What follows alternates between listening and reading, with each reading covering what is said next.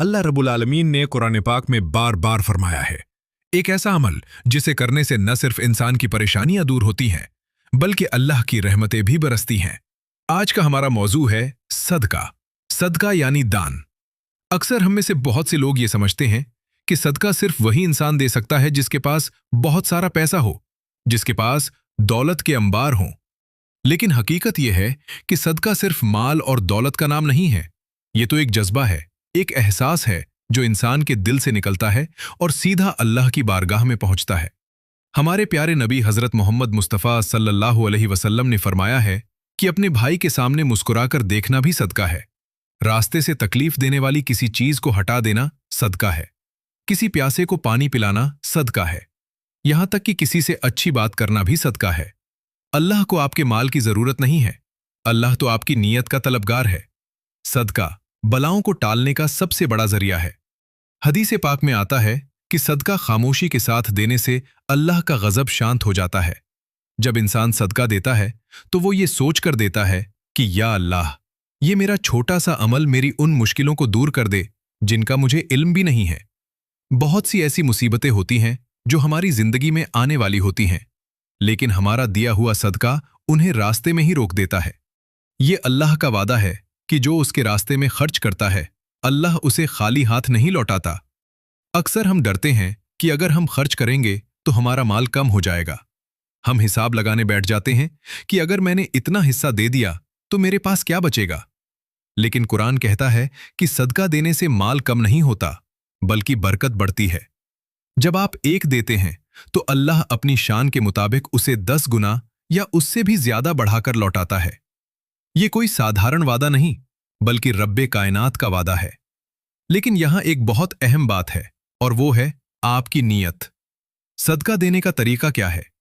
सदका ऐसे देना चाहिए कि अगर दाहिने हाथ से आप दे रहे हैं तो बाएं हाथ को भी खबर न हो। कुरान में साफ फरमाया गया है कि जो लोग दिखावे के लिए सदका देते हैं उनका सारा सवाब खत्म हो जाता है। जब हम किसी की मदद करते हैं तो वो हमारी कोई एहसान नहीं है, बल्कि उस इंसान का हक है जो अल्लाह ने उसके लिए हमारे माल में रखा था।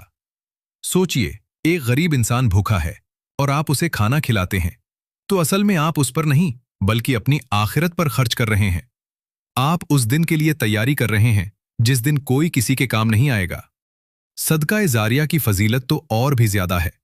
सदका-ए जारिया का मतलब है ऐसा दान जिसका फायदा इंसान को उसके मरने के बाद भी मिलता रहे। अगर आप किसी जगह कुआं खुदावाते हैं, कोई मदरसा या स्कूल बनवाते हैं या किसी को इल्म सिखाते हैं, तो जब तक वो कुआं, वो इल्म, वो जगह लोगों के काम आती रहेगी, आपको उसका सवाब मिलता रहेगा। इंसान कब्र में सो गया होगा, उसके जिस्म को मिट्टी खा चुकी होगी, लेकिन उसके नामे अमाल में नेकियों का सिलसिला जारी होगा। क्या ये एक बहुत बड़ी तिजारत नहीं है? एक तरफ दुनिया की फानी दौलत है और दूसरी तरफ आखिरत का वो खजाना है जो कभी खत्म नहीं होगा। हम सब अपनी जिंदगी में किसी न किसी परेशानी से गुजर रहे हैं। किसी को औलाद की फिक्र है, किसी को रोजी की, तो किसी को अपनी बीमारियों की। हदीस में आता है कि अपनी बीमारियों का इलाज सदके के जरिए करो। अगर आप किसी बीमारी में मुब्तला है तो उम्मीद रखें कि आपका सदका अल्लाह की बारगाह में आपकी शिफा का जरिया बनेगा। लेकिन शर्त सिर्फ एक है, और वो है इखलास। दिखावा नहीं, बस रब को राजी करना। बहुत से लोग ये सोचते हैं कि सदका सिर्फ पैसों का नाम है। क्या हुआ अगर आपके पास देने के लिए पैसा नहीं है? क्या हुआ अगर आपकी जेब खाली है? अल्लाह ने आपको जबान दी है। किसी दुखी इंसान को तसल्ली के 2 बोल कह देना, किसी रोते हुए को चुप करा देना, किसी को सही रास्ता दिखा देना, ये सब सदका ही तो है। अगर आप किसी का साथ देते हैं, किसी के गम को कम करते हैं, तो ये भी सदके के बराबर है। अल्लाह हर उस इंसान को देख रहा है जो उसकी मखलूक से मोहब्बत करता है। इसलिए अपनी जिंदगी का एक मामूल बना लीजिए। सुबह घर से निकलने से पहले ये तय कीजिए कि आज मुझे कम से कम एक अच्छा काम करना है, एक छोटा सा सदका देना है। हो सकता है आपका वो छोटा सा सदका अल्लाह की नाराजगी को खत्म कर दे।